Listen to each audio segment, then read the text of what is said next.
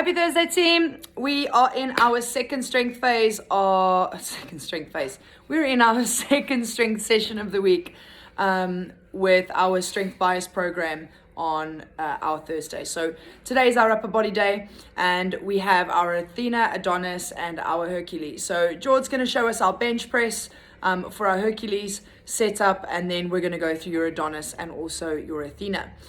For your Hercules, just like with all of the other days this week, we're looking for a 5x5 this week, where we typically had 5x3 at the same percentages we did last week. And this is purely to work on our conditioning at the lighter lifts. What we're typically tending to find, remember, for the last 6 to maybe 8 months, a lot of us have not had any consistent strength training. So it would be silly of us to be able to load that bar 80, 90, maybe 95% of whatever we can lift, even if it's what we are not sure of. And just loading the bar for no reason. We want to learn the brace. We want to make sure that the body is able to handle the load. And we want to lift with confidence and with finesse, okay? So that later on in the months, kind of July, August time, we can really push you. So George's going to jump underneath the bar.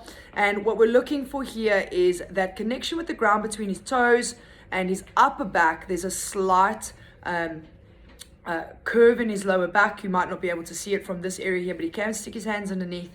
His hands on the bar. Everybody, we've obviously gone through this with you guys in the setup for coaching, but we want that kind of thumbs distance away from the gnarling meeting the smooth.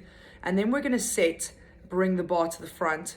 We're going to lift the bar off of the rack, bring it over the sternum, and then we're going to bring it down. So you'll notice the elbow position as he punches back up. Elbows are at a 45-degree angle, exactly the same as your press up. He's going to drive through his toes, creating that tightness from his toe all the way through his upper back, and he's pressing with his lats as well as the back of his body. We typically tend to think that this is a chest exercise.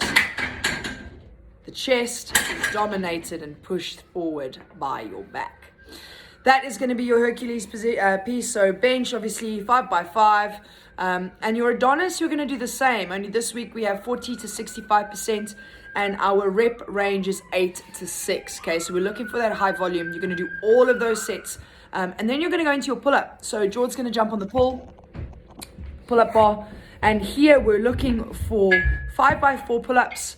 And when we jump up nice and high, we're looking for that elbow to be out in front of us, feet out in a hollow, and we're going to pull. Jordan's going to pull, bring that chin over the bar, nice controlled descent, and then back up. Okay, so we're looking for a controlled descent on the way down, and he's going to go one more for good measure, and then back down to the floor. You can use a lighter band than what you did last week. That's the whole idea here. And then obviously chat to the coach about what to expect moving forward with that. Athena, you guys have every 3 minutes, just like we've had for the last 2 weeks. You have our barbell strict press. So just with that barbell position, George, you don't want to try barbell strict press with 100K? No? Not today. So we have 6 barbell strict press, and that barbell is going to be situated just off of the shoulder, typical military press style. Okay, we're going to use that form position for maximum strength, and also to give those wrists a little bit of a break. So into this position, the elbows are slightly forward. Jordan's going to press up overhead, squeeze the bum, lock out the rib cage. He's going to come down, bounce, and then he's going to press back up. So he can use that kind of bounce off of his shoulders to come back up to the top. You're then going to leave that, so 6, 12, and 12 next. So your 12 renegade rows, dumbbell renegade rows are next. Jordan's going to come into this renegade row position, and when he does, his feet are going to be wider than his shoulders. He's going to bring the top of the dumbbell to the bottom of his rib. He's going to lean into the one side and then swap into the other. Notice how he doesn't twist his hips, but he does shift. This teaches us the ability to kind of press into the one side while we lift the other. There's a lot of anti-rotation work going around here, and this is perfect to get a compound pull and a core piece together. Your next piece is going to be your ski erg. So we're very fortunate to obviously have the ski ergs to be able to use for an upper body bias. And when we go into the ski, a lot of us don't necessarily know how to ski. We haven't really been taught.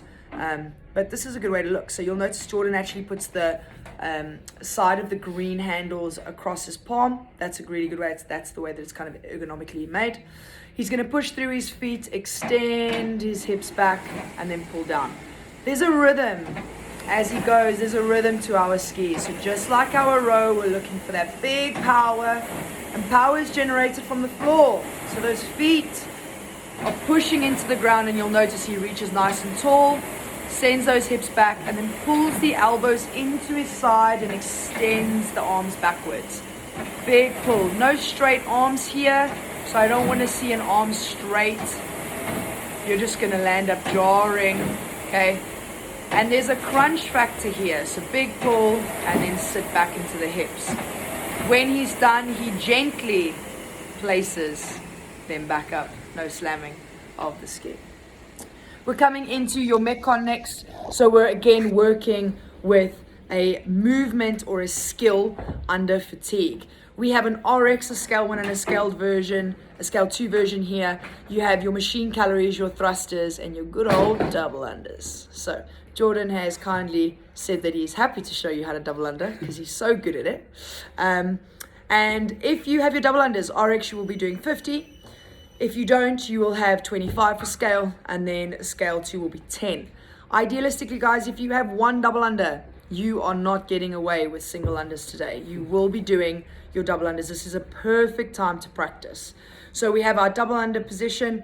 Jordan's just going to obviously show us a couple of reps as he goes, or we hope he is. Yeah, boy. And that's how you don't do it. I'm joking. Guys, what we're obviously looking for there is just nice tall position, hand position. We'll go through that in the warm-up with you on the day. It's a great skill to work through, but not done too often, obviously, with your ankles and your calves, making sure we stretch them. You have your machine calories and your dumbbell thrusters, and that, obviously, we've gone through the ski, the row, and the assault bike this week, so you guys should have a pretty good idea how to use them. And that's it for the workout. Enjoy your Thursday.